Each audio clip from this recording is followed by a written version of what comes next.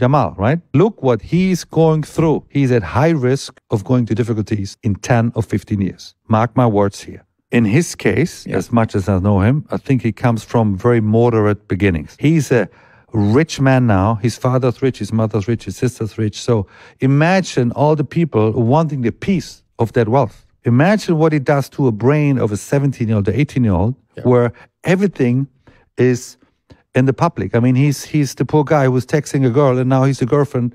You know, so everything he does will be a headline tomorrow. He plays for one of the biggest clubs. So a complete loss of privacy, which is very hard to take for anybody, let alone when you're still a child. This boy goes to sleep alone and is wondering what the fuck is going on. Comme vous venez de le voir, peut-être pour les jeunes générations, vous ne vous doutez pas un peu de qui est ce monsieur, mais ça a l'air peut-être d'un zozo pour vous, mais ce gars a été à une époque un des joueurs les plus importants de son sport, Boris Becker, le joueur même de tennis préféré du monde. Mon oncle, ouais, cet oncle-là qui, je vous disais, il aimait toujours l'Allemagne, là, un de ses joueurs préférés, c'était Boris Becker. Et Boris Becker, c'était un gars qui avait gagné, City du Grand Chelem, hein. 3, dont, je crois c'est 3 Wimbledon, 2 US Open, un Open d'Australie, je pense, c'est ça, un peu. Il lui manquait, Roland Garros pour faire un peu le Grand Chelem et tout. Et, globalement, c'est quelqu'un qui avait, qui brillait très jeune, hein, à l'âge de 17, 18 ans. Il avait gagné à Wimbledon à 17 ans, 18 ans. C'était un prodige du tennis et tout. Donc, ce qui dit par rapport à Lamine Yamal, c'est censé. Et tout, parce que c'est quelque chose qu'il a plus ou moins vécu. Et quand je vois aussi la tournure de sa vie actuelle, là, surtout depuis 2022, là où il a eu beaucoup de problèmes sur le plan personnel, le plan financier, il est très bien placé pour vous expliquer ce que j'explique depuis ce sujet-là. Nous, aujourd'hui, le sujet dont je veux aborder, c'est sur l'entourage des sportifs. L'entourage des sportifs qui, s'il n'est pas le bon, s'il n'est pas bien cadré, s'il n'est pas bien truc, peut créer souvent des situations dans la vie des sportifs, que ça soit dans leur carrière, ou avant que leur carrière ne débute, ou après leur carrière un peu. On a beaucoup d'exemples de ça dans l'histoire du sport, même pas forcément dans l'histoire du football, mais dans l'histoire du sport en général. Et quand on voit Lamine Yamal, ça fait peur. Moi, j'ai peur de voir une histoire triste, en fait. J'ai peur de voir une histoire triste parce que clairement, moi, je veux pas, on aime attaquer le gamin, on dit il est arrogant, il vit les trucs et tout. Et je dis, c'est qu'un enfant de 17 ans. Et c'est vrai que Rami, il avait raison un peu de dire ce qu'il disait sur l'enfant. Mais quand tu reviens un peu avec le recul, ce n'est qu'un enfant de 17 ans. Si l'enfant de 17 ans aussi est dans cette attitude-là, regarde plus ou moins l'entourage qu'il a. Regardez un peu la maman qu'il a. Et regardez surtout le papa qu'il a. Le papa de Lamine Yamal, c'est une catastrophe. J'ai jamais vu un personnage aussi catastrophique que ce gars. Quand tu regardes souvent les pères de certains joueurs, je veux pas le père de Messi, le père et la mère de Kylian Mbappé, le père de Platini, Aldo Platini, le père Aldo Platini, le père de qui encore, les sœurs Williams si vous voulez un peu, les sœurs Williams, ou si vous voulez encore un autre. Le père de Neymar et le père de Messi, ces structures-là, on sent que ce sont des gars qui ont su rentabiliser le talent de leur fils et ils sont très actifs dans, comment on appelle ça, ils sont très actifs dans la vie sportive de leur fils. Et c'est-à-dire que ils gèrent leur carrière, ils savent gérer leur image et tout. La mère de Mbappé, c'est elle qui gère l'image marketing Mbappé, qui génère énormément de revenus. Mbappé, c'est une entreprise. C'est plus que ça. Et la maman qui est un peu le cerveau derrière ça, elle a réussi à créer de la plus-value là-dedans. Donc, ce sont des gens que même si j'avais fait un sujet où j'expliquais que le papa doit revenir un peu plus ou moins dans la vie de Mbappé et tout, parce que j'ai l'impression qu'il est plus avec la maman que le papa et tout. plus ou moins, Mbappé, après la tornade qu'on a eu un peu en octobre-novembre, là, et ce qu'il a vécu un peu depuis quelques années, là, il est fort. Il a, comment on appelle ça, il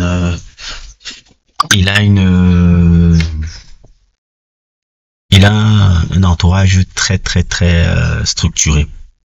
Très structuré qui permet que même que le truc, je pense même à Zidane. Zidane, alors, j'en parle même pas. Zidane, c'était très cadré, hein. C'est-à-dire que rien ne sortait, hein. Même comme je en parle souvent sur la page là plusieurs fois, le Canada qui est passé là comme tempête vers un vers deux, le contrôle des médias, le contrôle de l'image de Zidane, parce que l'entourage était très très bien et tout. Quand tu vois l'entourage de Lamine Yamal, ça c'est quelque chose qui risque de mal finir. C'est quelque chose qui risque de mal finir, non pas seulement même pendant sa carrière, mais après sa carrière. J'ai l'impression que le gars, il va finir dilapidé. On va dilapider sa fortune. Le papa là qui est complet, que quand je le vois, je dis mais qu'est-ce que c'est ce tocard et tout. Ça va devenir compliqué. Et là, vous allez me dire que je suis en train de souhaiter le mal à l'enfant, mais non. Nous sommes en train de regarder un peu aussi des situations qui sont assez particulières. La simple et bonne raison que le gars, commence à enchaîner les blessures.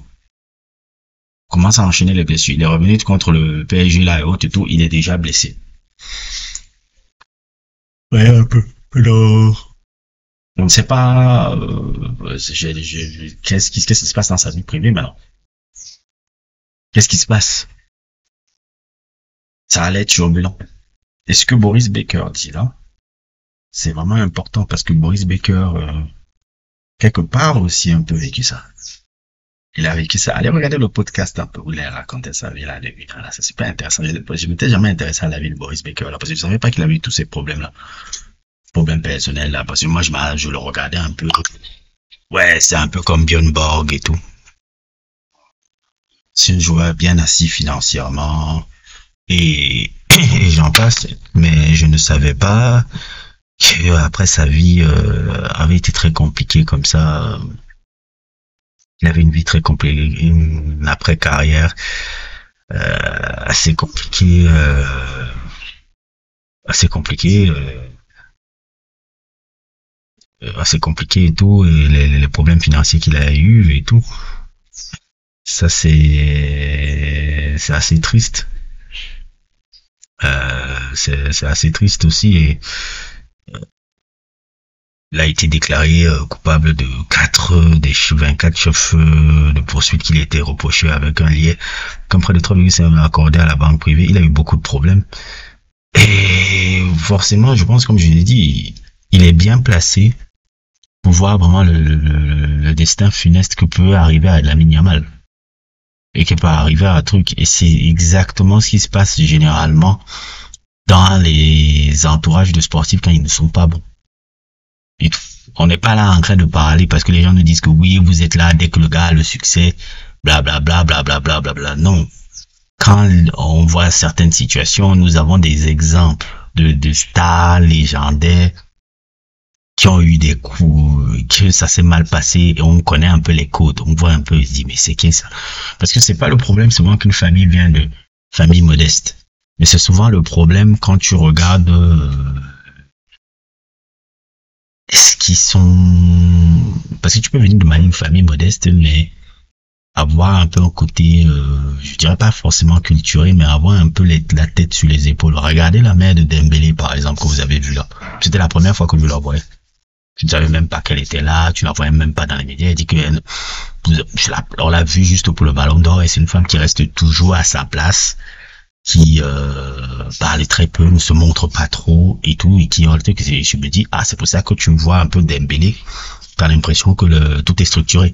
Regardez la famille de Désiré Doué, c'est très structuré, c'est pour ça que Désiré Doué est discipliné comme ça. Regardez la famille de Désiré Doué, regardez la famille de Karim Benzema, le cercle familial proche de Karim Benzema, c'est très très structuré. Quand tu compares ça avec la famille de Ben Arfa et comment ça a été. Il y a même, je sais plus c'était quel agent qui faisait ce truc-là. Je vais même ressortir ça. Et peut-être des regrets que tu éprouves aujourd'hui, mais d'abord juste sur Hatem, il était si compliqué que ça à gérer. C'était lui, sa famille, son entourage. Alors, il était compliqué parce que lui, c'est un garçon impatient, mais finalement, avec le recul, je me rends compte qu'aujourd'hui, les gamins d'aujourd'hui le sont encore plus que lui. Le gamin aujourd'hui, il t'envoie un texto, t'as pas répondu dans 5 secondes, il t'envoie 2 points d'interrogation. Bon, donc je me rends compte qu'ils étaient déjà impatients, mais aujourd'hui, ils le sont plus. Mais en fait, la complexité de l'agent que je suis à l'époque, c'est que d'apporter la fermeté là où ses parents, enfin sa mère surtout, m'engueule parce que j'amène de la fermeté.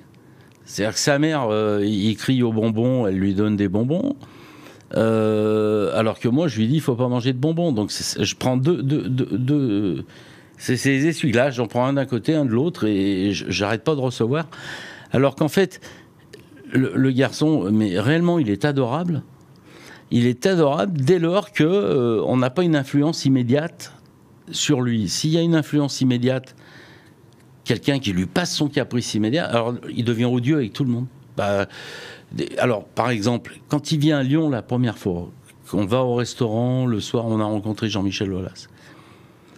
On est au resto, il demande un coca bien frais, et il dit, vous ne l'ouvrez pas, j'attends mon plat.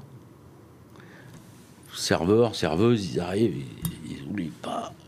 Je vous ai dit de ne pas l'ouvrir. Voilà, mais c'est un caprice, mais quelque chose de phénoménal. Donc, moi, je regarde comme ça. Sa mère, elle dit, vous le reprenez, vous en ramenez un autre, vous ne l'ouvrez pas. Enfin, des trucs comme ça, quoi. C'est-à-dire le caprice. Mais le garçon, il est attachant. Quand j'amène à Thème à Lyon, on se rend vite compte que c'est une forte tête. Et moi, j'ai déjà Karim. Karim est quelqu'un qui est introverti à ce moment-là, qui n'est pas quelqu'un d'expansif, mais qui est un gentil garçon. Son papa est extraordinaire, Afit, avec qui on s'entendait super bien. On est allés ensemble, on a fait tous les matchs du championnat d'Europe, U17, vers Tours, enfin toutes ces régions. On partait le matin, on rentrait le soir. J'amenais plein de bounty pour Karim qui était fou de bounty. Là, cet agent-là même qui était l'un des premiers agents de Ben Arfa, après qui avait Adoubal d'avoir Benzema, mais il avait préféré avoir Ben Arfa. Il a expliqué même ça. Là, je vous montre la vidéo. Bref, voilà. C'est toujours une histoire d'entourage. Si l'entourage n'est pas le bon, forcément, tu vas avoir beaucoup de problèmes. Et c'est exactement un peu ce qu'on ne fait que le dire. Et comme cette année, je commence déjà à voir vraiment les aspects un peu de ça. C'est pas quelque chose que je lui souhaite. Il est très mal parti. Il est très mal parti avec l'entourage qu'il a. Et c'est pas l'ami Yamal le fautif. C'est l'entourage qu'il a. Il n'a pas un bon entourage. Vraiment pas un bon entourage. J'ai peur même pas forcément pour sa carrière, mais pour son après-carrière. C'est très dangereux ce que je vois là et tout. Bref, on a déjà parlé de ce sujet plusieurs fois. N'hésitez pas à liker, n'hésitez pas à vous abonner et à plus pour d'autres aventures.